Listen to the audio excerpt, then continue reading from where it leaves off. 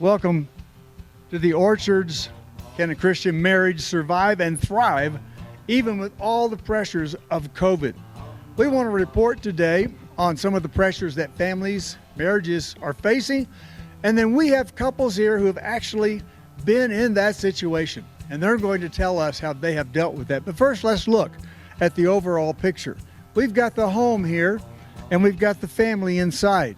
Now, you know that beginning early this year, there began to be external pressures on the family as COVID began to hit. There was fear, and there was confusion, and there was anxiety as COVID hit, and right on the tail of that came the financial pressures. Many people lost their jobs, lost their income, and the stock market crashed. And as we went on through the year, there was unrest. There was racial unrest, and that brought anxiety again on the news.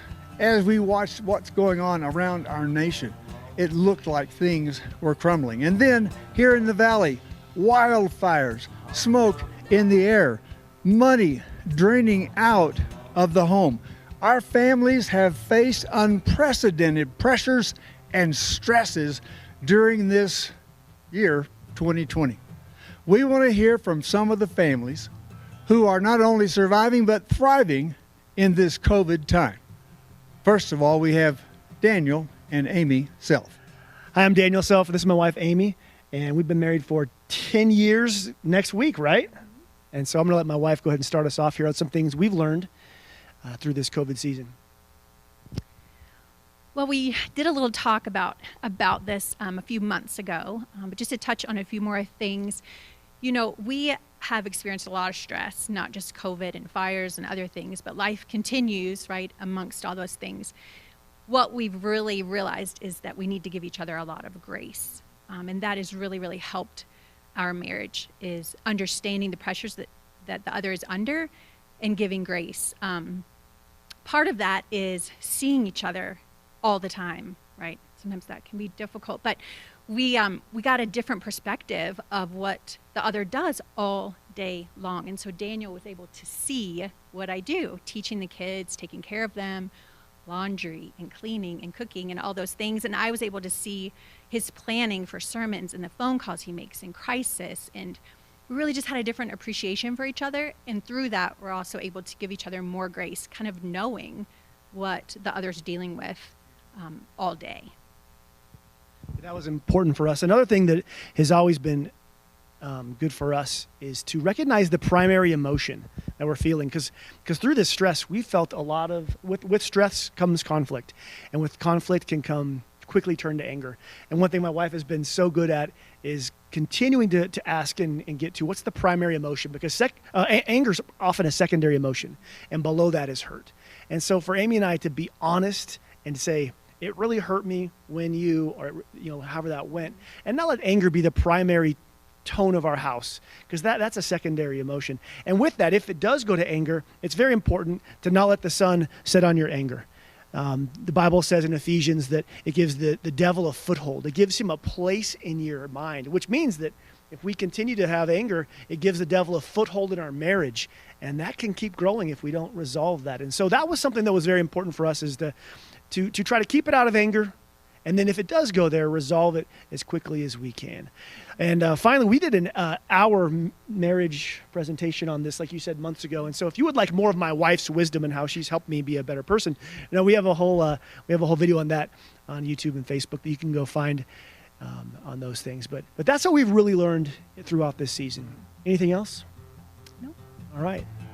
Our next couple, to help us understand how a Christian marriage and family can survive and even thrive in COVID, are the Hallowells, Brooke and Phil. They have children ranging in age from under a year to 10 years. Brooke and Phil, tell us how to do that. Yeah, as take this off. As Doug had mentioned, we do have 5 children, from 10 all the way down to just a couple months, and And so COVID's been kind of an interesting experience for us, just with the family and whatnot. As I imagine, it's for so many people. We've been with the Orchard for about 8 years, and the Orchard's been just a wonderful place for us to kind of work through challenging times. As far as COVID goes, and just that whole, the experience that we're in right now, and just all of the racial tensions and fear and confusion and all of the issues that we've all been facing for the last few months.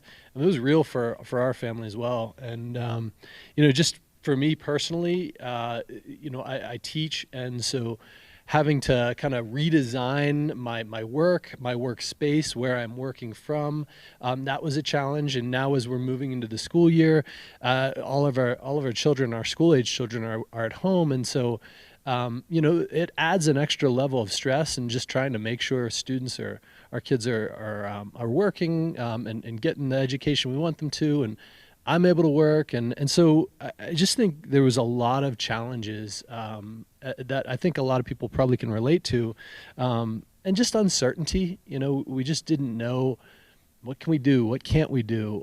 And the monotony for me was another thing that was really challenging.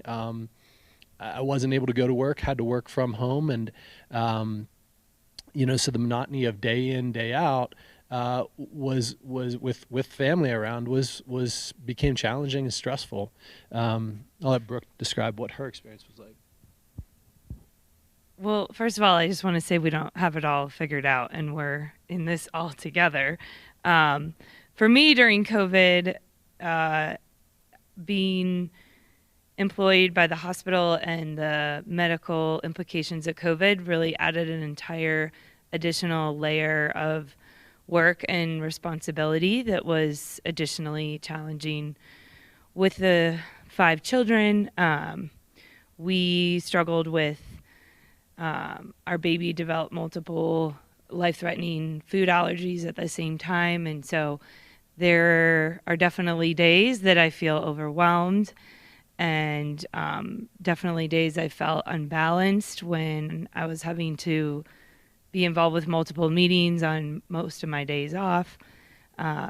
Things that we have learned maybe the hard way at times, but have been helpful to us are, for me, recognizing what emotion I'm feeling is kind of a new thing for me, and that has been hugely impactful in my walk with God and my marriage, where, if I'm feeling things like overwhelmed, it's taken me, I'm 40 years old, it's taken me a long time to realize that being able to put a name on that emotion and then just giving myself the time to process it has been really positive, rather than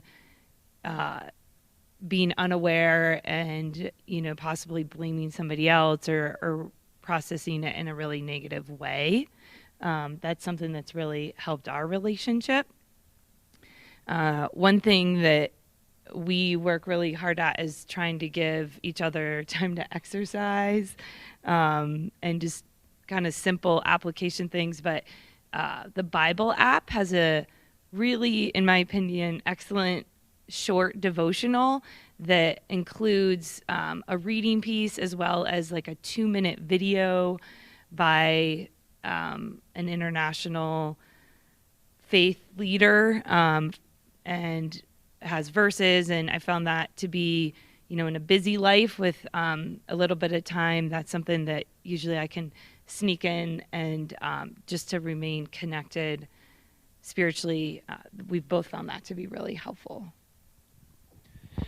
Yeah, when stresses did build up, we really, I think we learned through the experience that, or as we're learning through the experience, we're good at blaming, but when we're able to give each other space, it can really go a long way. So that space and kind of an element of grace there, when we're frustrated, that's been kind of a game changer. And just trying to identify how we're feeling, and then just respecting that the other person, it's okay to be stressed, and allow that, and then just help each other through it when the time is right. So, I think, we've just been able to acknowledge those feelings and then also kind of give each other the space.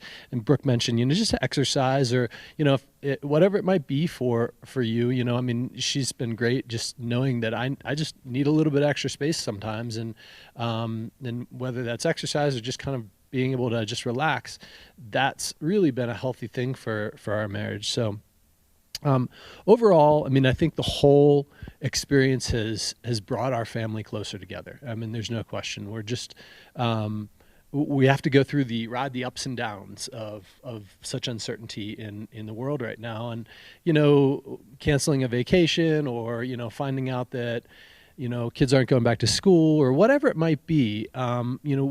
We've navigated that stuff together and I mean, in proximity, but also just like we know each other a little bit better, because of it. And so I think that's been a good thing. I mean, you have I think to add there?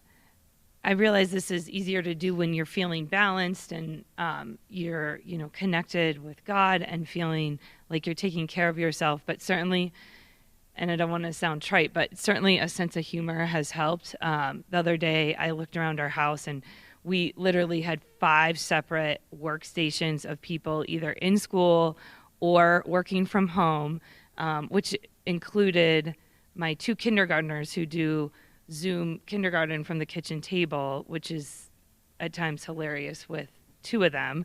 And just funny stuff like that, with singing happy birthday to my brother from the kindergarten class and the teachers giving us text messages throughout the day. And, Phil teaches his CMC classes from his mom's bedroom, and my brother works from Phil's office, and my 10-year-old works from the laundry room, and my 8-year-old works from his bedroom. And so there's tons of technological challenges throughout the day, but at times being able just to sit back and find humor in it has definitely helped as well. Yeah, certainly not a normal world right now, but I think, Brooke mentioned humor, and then, just, I guess that grace for one another, we're closer in proximity, so we kind of just naturally, we would kind of agitate one another here and there, and I think that's normal. But if we just give each other that space and that grace, it can go a long way. Next couple to speak, Zach and Ann Smith. Hi, I'm Zach, and this is my wife, Ann. We've been married for 11 years. We have 3 kids. Abram is 8, Lucille is 5, Joshua is 2. And we just moved here in June from North Carolina. And we've been coming to the Orchard ever since.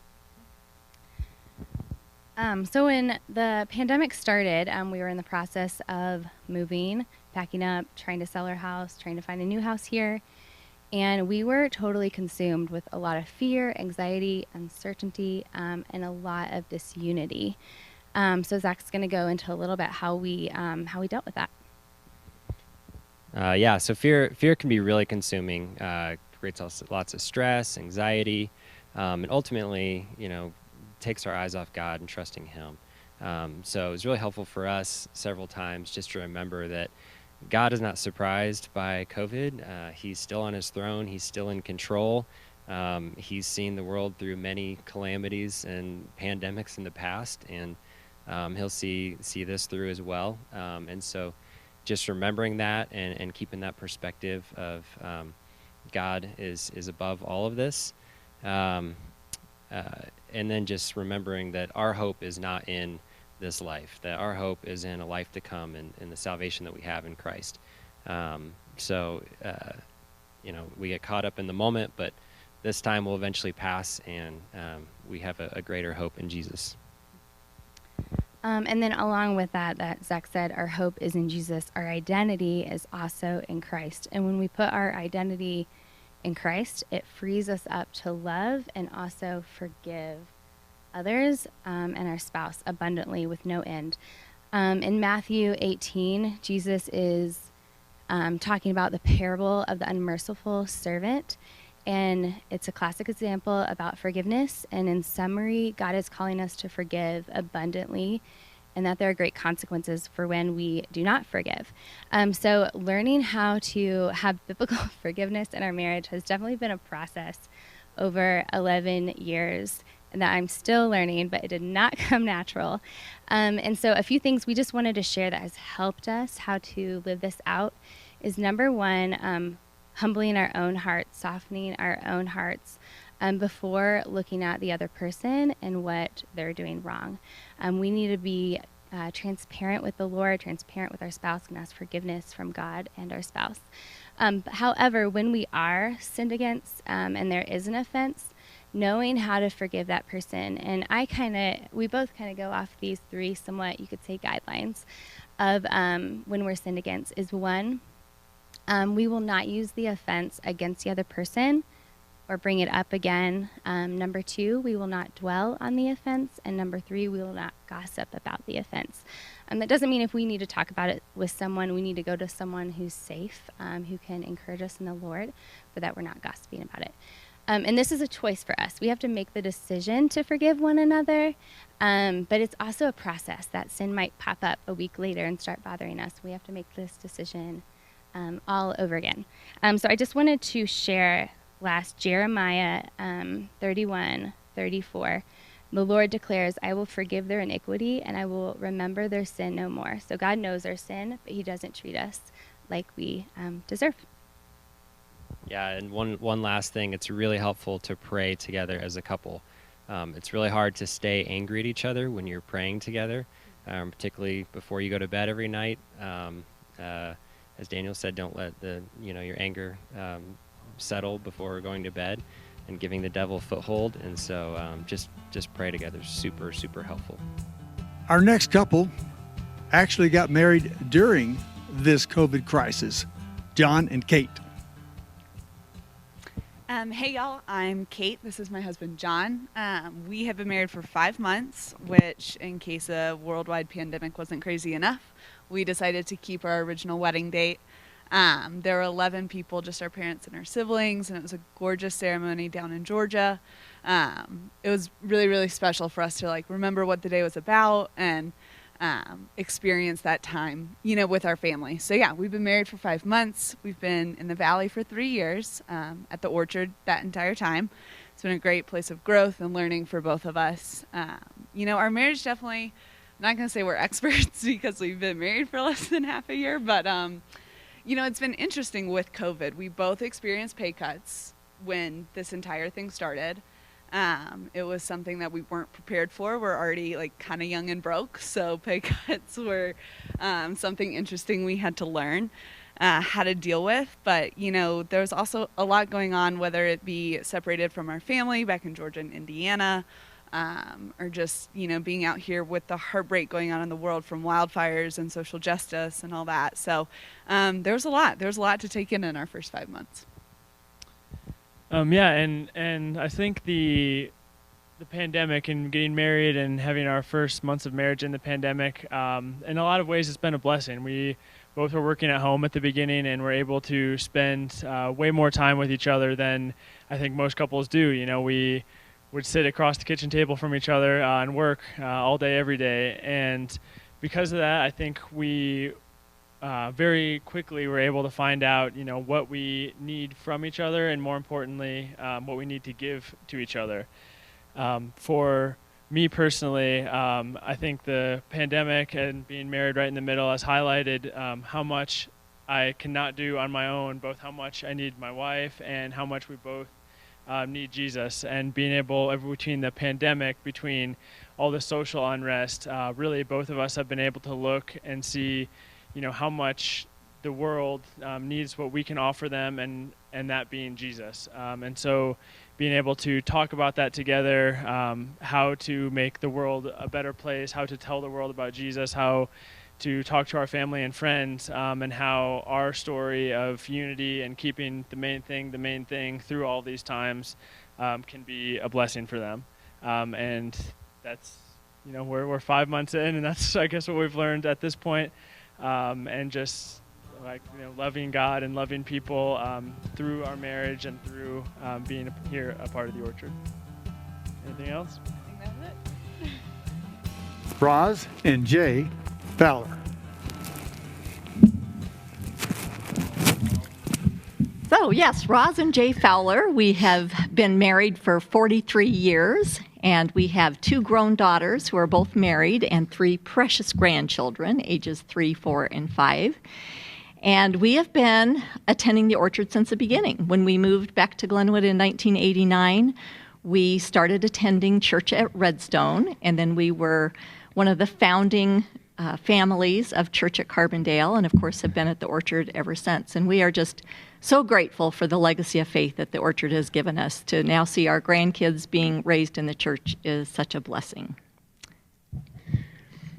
Our experience with COVID began in March, before everything blew up with COVID. We left on a cruise ship and went to Mexico for a few days, and then came back and found out that the world had blown up with COVID.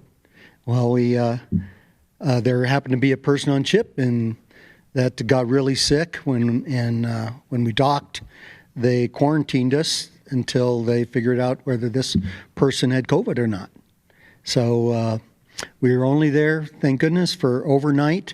And we got off that ship really fast and came home.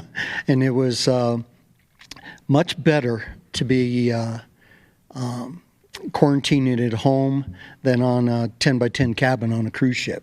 Yeah, we were really glad not to be a front page news story, sailing around with nowhere to go. Certainly sheltering in place has been a positive thing for us in a lot of ways. And we're retired, and so there are positives and negatives about being retired and having to do the shelter in place. And so it was positive in that we spend more time at home together already, and so that wasn't a hard adjustment to make. In fact, we love that.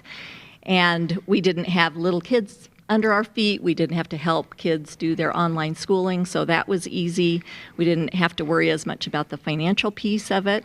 Didn't have jobs to go to. Yeah, so lots of good things, but also as retirees, we're older, and that puts us in an age category where we were more at risk. So we knew we had to take this seriously, and we had to do the social isolation and make sure that we were keeping ourselves safe, and that was hard. We have family here in town. We've got grandkids. We have family in Denver that we have really not gotten to see except for one time, and so close friends and family and sheltering from them has been one of the harder pieces about it. Well, and the other thing during that time that was really hard was I had hip surgery right when we got back from our trip, and so I was one of the last ones to have surgery at the hospital before they shut down.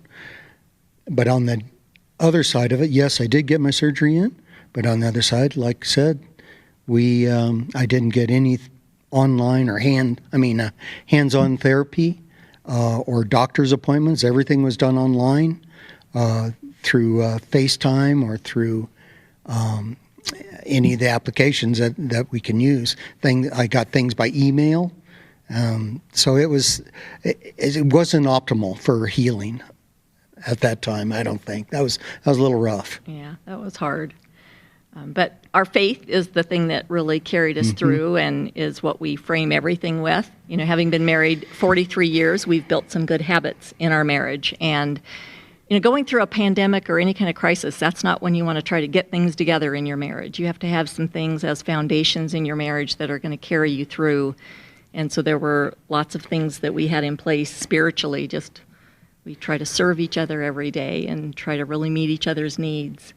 And then there were lots of ways we kind of centered ourselves on the Lord. Right. During that time, it's really nice. I'm not a big internet fan or anything like that, but I think God really used the internet and all those applications that are out there right now to help carry people through that. Through these times, like Zoom, doing family Zoom meetings or friend Zoom meetings, all the Bible app, for instance, that was one of our mainstays. All the studies that are within that app, we would share those with each other. If we were having a hard time, or we dealing with things or stressing or anything like that, we'd share with each other a certain app that we'd studied in the past to help each other with. And some of the things we did to stay connected with our friends, we made more phone calls. We did Zoom meetings with our growth group and with friends of ours from Denver. We sent cards and delivered little packages. And so we just were more intentional. And some of those things have continued even past, we don't have to be as careful now, but it was good to get some of those things back in place and recognize how important those connections were. And for us, we just did simple things like taking walks every day and played a lot of cards and baked. Cornhole. Yeah, Lots of cornhole. We did some fun things. In an age where the divorce rate we heard or read somewhere that the divorce rates because of the pandemic are up about 34%. And there's also a lot of other tensions. There's racial tensions and tensions around the election, and all of that has not served marriage as well. And so I think overall we feel like we've come through it well and positively. It has affected our family. We've had family members that have struggled during this time and in process of divorce, but that saddens me, saddens us. So we're thankful to have a firm foundation that we run to in these times, instead of falling prey to what can happen in the world. And just maintaining an attitude of grace. From the very beginning, Jay and I recognized that people were going to go through this in a different way. And we needed to let go of any kind of contention that there might be for people who felt like they needed to be more careful or were being less careful. Everybody needed to figure out what they needed to do, and we needed to have grace. And we feel like that's the best way to love God and love people through a hard time like this and protect our marriage. Yep. Corey and Amy Johnson are going to give us their input on how marriage and family can thrive during COVID. Thanks, Doug. Well, hi, my name's Corey Johnson, and this is my wife, Amy Johnson.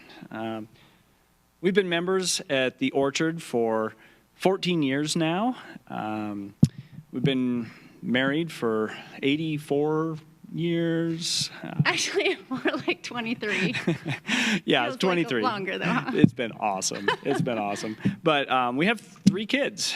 We have an 18-year-old who's a freshman in college. We have a 16-year-old who's a sophomore in high school, and a 13-year-old daughter who is in middle school. So girl, boy, girl. And yes, 3 teenagers during COVID. It was great. So anyways. So when COVID hit, our world kept getting smaller and smaller, as did everyone's, but it's a pretty busy time of life with kids the ages of ours. And we had lacrosse tournaments and volleyball tournaments and college visit trips that were canceled and recruitment that was canceled.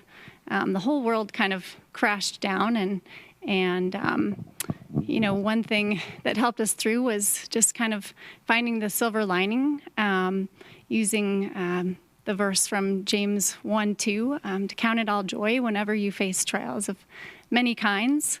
It says when, not if, and so we tried to find some silver linings and find some joy. We let our daughter order a prom dress, and turned out we were able to get her together with some other friends at a beautiful property up the road and take some pictures, and she thought it was maybe even better than it would have been. She got to be with all the people she wanted to.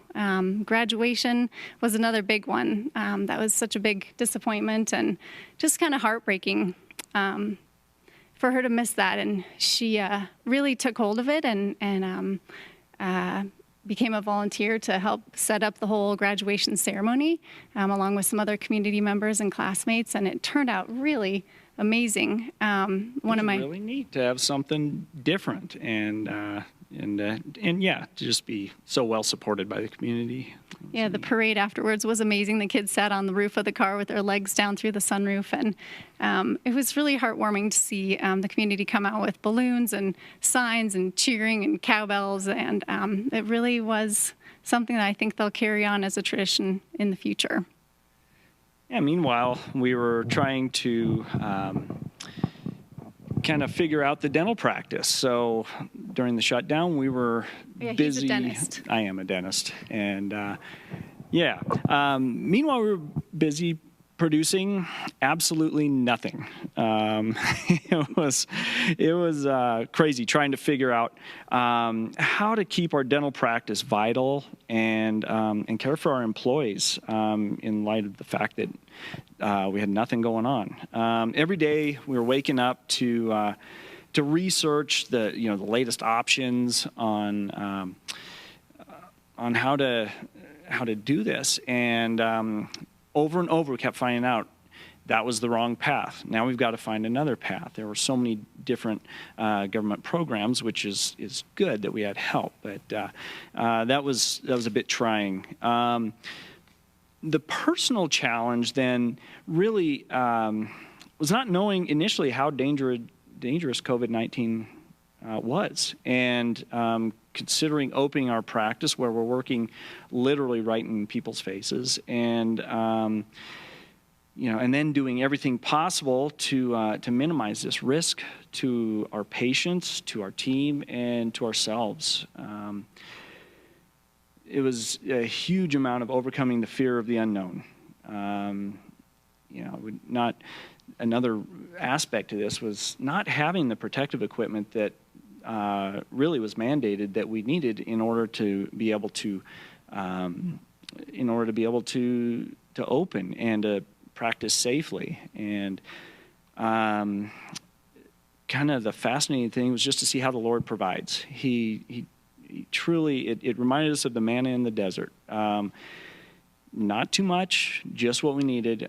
And we got shipments that had been on order for well over a month, just in time, and we were able to open and continue to see that as we practice. So I guess that leads us to our next. Yeah, another part of it, too, was it was our only source of income for the family as well as for our employees, and just wanting to shepherd them through the process. And the Lord did just keep providing for all of us. And another way that he did was with the sermons that we heard each week here from Dan. We looked so forward to them each week, and we felt like the Lord just really spoke through him directly to our hearts, exactly what we needed at exactly the right time. Psalm 91 was one of those verses that he shared with us. Resting under the shelter of God's wings, not worrying, faith, not fear. And boy, we'd read that before we went to bed every night and somehow slept with that peace of God that passes all understanding, despite all the worry that we did have. So that was truly amazing. Yeah, and it was neat to hear our kids picking up the Bible as well.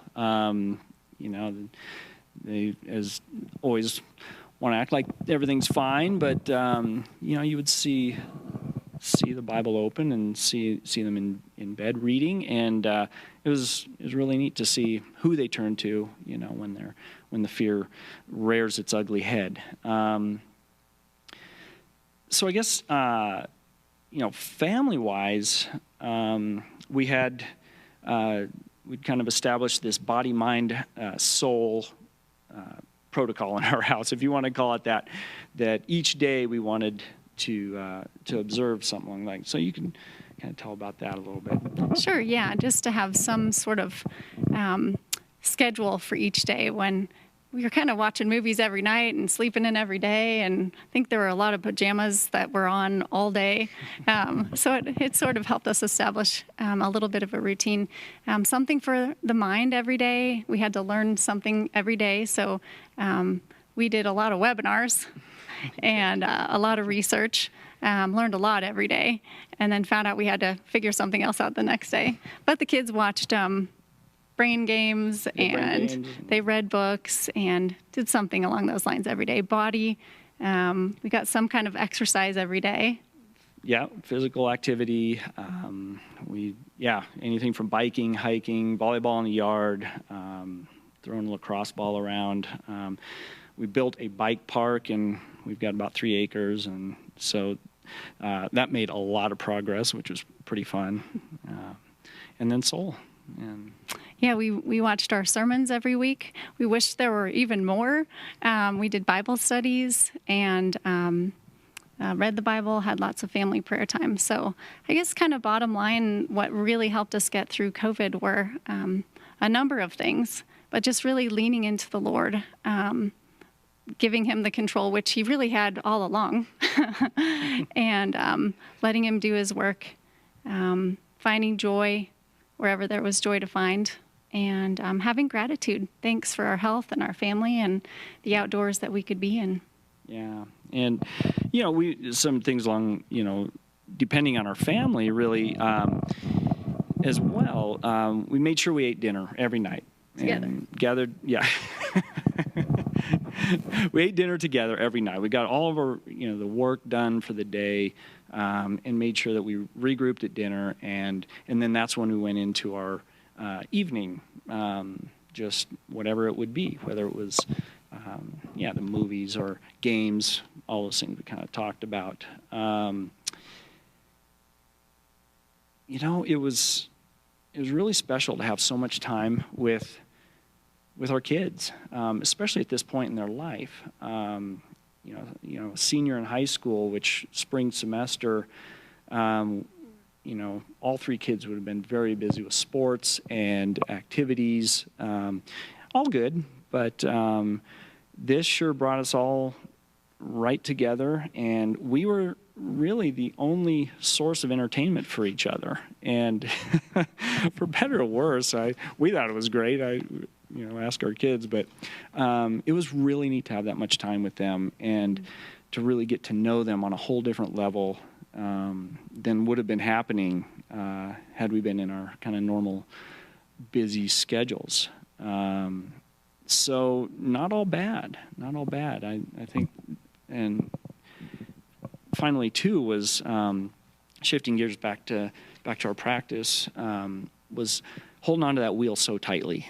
And once we kind of let go of that wheel and let God start guiding it, we saw how it was supposed to go, and it was way better than anything we were planning.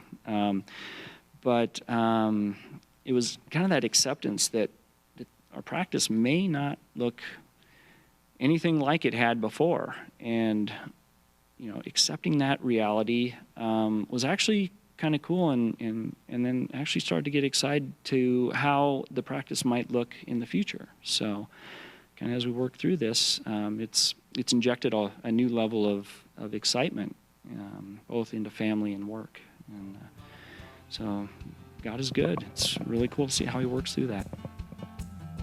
Anything else? All right. Holly and Joel Dickens are now going to share what they've learned about surviving as a marriage and family during COVID. Hi, I'm Holly Dickens. And I'm Joel Dickens.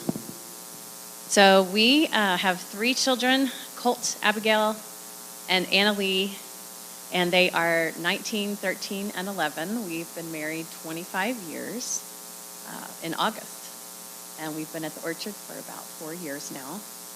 And so, our life during shutdown, our son came home from college in Texas for his spring break and essentially never left again for the semester. He was expecting to get to go home or back to college. He was really loving that college environment and just thriving there. And so it was an adjustment for him to be back home. And although we loved having him, of course. And then our girls, we had to finish school online with them for the end of the spring semester as well. Now, I do stay home, and my husband has a somewhat demanding schedule with his job, so it's nice for me to get to pick up the pieces that way. But and I have a teaching degree, so I know there are some parts of the shutdown that were not as challenging for us, and yet it was still different. It was still challenging. There were still those unknowns of what does this pandemic look like, and what are the repercussions, and who is it affecting, and what does this mean for our family, and what kind of plans are being canceled. And there were quite a few events for our kids and trips and that kind of thing that were also canceled. So it was an adjustment for all of us in various ways. And I worked from home a little bit, and I work at the hospital, so I basically still had to go to work, and there was a little bit of a concern about bringing stuff home, from work, so that added a little bit of stress to the situation. So yeah, the way it looked like, of course, was our son, like I said, finished his schooling at home, and he did get that completed, and the girls finished at home as well. And as far as how we handled the pandemic, Joel and I are, we think that it's a good idea, medically speaking, even to have the masks and to do those, the distancing and all of that those are wise things to do. And then at the same time, we know ultimately that we trust the Lord, and we are not going to go to the far side of fear and walk in that. And honestly, that wasn't too much of a temptation for us. We do have his mother who lives nearby, and so we definitely do our best to try to keep her safe as well and to keep her from getting sick. But we try to have that balance of mostly just walking in faith with this pandemic. Yeah, one of the things that we've done through the years and kept going through COVID was date nights, just spending time together alone, away from the kids. And of course, it's a little bit more challenging with date nights. We'd a lot of times just drive through, get some food, and then go camp out down by the river or something and talk and eat, and sometimes pray about what's going on with the family. So.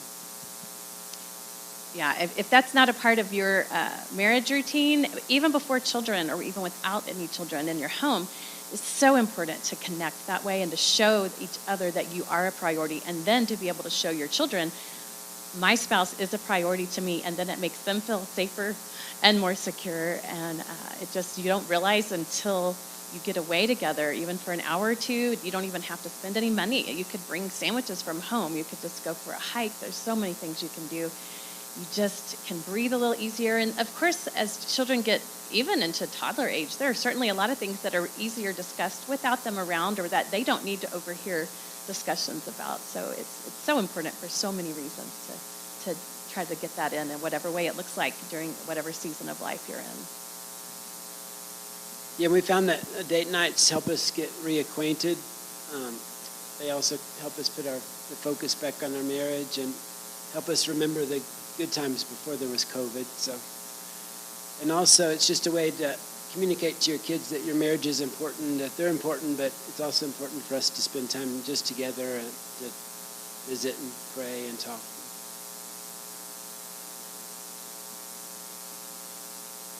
We've also found that it's a way to just kind of help decompress, after a long day or a long week or a long season of COVID, just to get away and enjoy each other's presence. So during this time of all the stresses of the coronavirus and attendant pressures that we have, we're so glad to have these couples giving us their insight on how not only to survive, but to thrive during the pandemic. Next, we have Ken and Kim McGraw.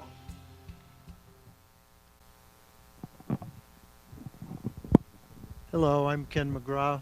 This is my wife, Kimberly. We've been married for 38 years. We have 2 adult children, Michael, who's living in Chicago, and Annie Rose, who is living in Nashville. We started back before the Orchard was the Orchard. We started at the Church of Redstone back in 1981. Doug has asked us to describe our experience during this pandemic and how it relates to our marriage. The world has certainly been rocked with all of this, but for Ken and I, we have not really had a huge upheaval in our daily lives. We still go to work. Ken's retired, so he does the chores around the house. But we have actually found our marriage to be a source of stability, pleasure, and encouragement during this time. When we haven't been able to go places or do the things that we might normally do, we have found renewed enjoyment in just being together. Doing simple things like taking a walk, going for a drive and packing a picnic, listening to music and talking. We're not special people, we're ordinary people, but these are some things that we have found and built into our lives and our marriage that we think have contributed to making it an oasis in a turbulent time. The first thing is our healthy personal relationship with God. It's a foundation that we've each built on, and we've used these tools to make sure that that is happening. We are committed to a personal daily quiet time with Bible reading and prayer. We're continue to participate in church even when it's online or when we've been able to come online. We're involved in a small group that helps us to be accountable and gives us prayer support, as well as we are able to support others in prayer. And we pray for each other. Who better to pray for our spouse than each other when we know intimately what we're dealing with and what fears and worries and hopes and dreams that we have. Ken is going to share some practical tips that we've also put into practice that we think make our marriage special. As Kim mentioned before, we try to be really intentional about spending time together. We will make plans for the weekend. The outdoors hasn't been canceled. We live in a beautiful, beautiful place, and so we've been intentional about getting outside, going on drives, picnics. We just did a spectacular fall color drive up Castle Creek yesterday, and it's been really, really just a good time. And we've actually grown closer during this period because we've had to look inward. You can keep it simple when you do this. We live in a beautiful place. Get outside and enjoy it. From a practical standpoint, tools that we've used, so much of it we've gotten from Doug over the years of being in church with him as our pastor. Kim and I like to call it out-nicing each other. We always try to stay a step ahead of the other in terms of meeting their needs. If you're looking out for your spouse's needs, they can relax and they don't have to fight for their own needs. We think about it as a bank account. You make deposits and you make withdrawals. And as a husband, you surely never want to be overdrawn on your account. You always want to be ahead of your wife when it comes to taking care of her needs. God gave you this woman for a reason. He gave me a very, very special woman. Doug told me in premarital counseling that I was marrying over my head, and he was right about that. But she's a wonderful woman, and he's given her to me to be in charge of and to take care of, and that's my assignment in life. Doug, several years ago, told a spectacular story about a chipmunk family. And this family was going to go on a picnic. There were 4 of them. There was a husband, a wife, and 2 children. But all of them had different expectations. And this story is about expectations and being able to listen. But all 4 had different expectations for this trip. The young boy was planning on playing catch with his dad and thought the mom and the daughter would go off and do girl things together. The young girl had a new flower press, and she was hoping to press flowers and they would all make greeting cards from the flowers. The wife was planning on taking a long walk and having a long talk with her husband on this trip, and he was planning on fishing while she watched the kids. Without communicating their expectations, the whole trip became a disaster because nobody's needs were met on this trip. It's all about communicating, knowing what your expectations are, and then Kim and I have developed a 1 to 10. If we have plans for the weekend and I'm wanting to go fishing and she's wanting to spend time and go for a long walk with me, we'll rate it. You know, what's the fishing to you? It's a 5. What's the walk to you? It's a 7. I will defer to her. But it's just so important that we meet each other's needs and we look out for our spouse before we look out for ourselves. Anything to add, babe? I think that's good, honey. In conclusion, we have benefited from this pandemic as opposed to feeling rocked by it, and realizing that our marriage is a treasure. We're grateful to be together and to have the benefits that come from investing in and caring for our relationship over the many, many, many, many years that we have been together. And it's a place to shelter in the storm. We want to encourage those of you who might be listening and are not as far down the road as we are, that this is a perfect time to invest in and turn inward instead of outward to resource and restore the haven that God intends your marriage to be. Finally, we want to leave you with this Bible verse from Ecclesiastes 4:9-12. 2 are better than 1 because they have a good return for their labor. If either one of them falls down, one can help the other up. But pity anyone who falls down and has no one to help them. Also, if two lie down together, they will keep warm. But how can one keep warm alone? Though one may be overpowered, two can defend themselves. A cord of 3 strands is not quickly broken. Thank you. Hey, we want to thank you for being a part of this. Thank you for listening to these couples as they've gone through from what they've learned throughout this season, whether they've been married for decades or for months. There's wisdom from each couple, and I hope you've enjoyed this journey. Here we at The Orchard, we believe that marriage is important, and it's important because marriage is God's idea. He actually started this. He knew it was not good for man to be alone. He knew it's not good for me to be alone, and so I'm very thankful for that. But we as a church want to be a resource for you.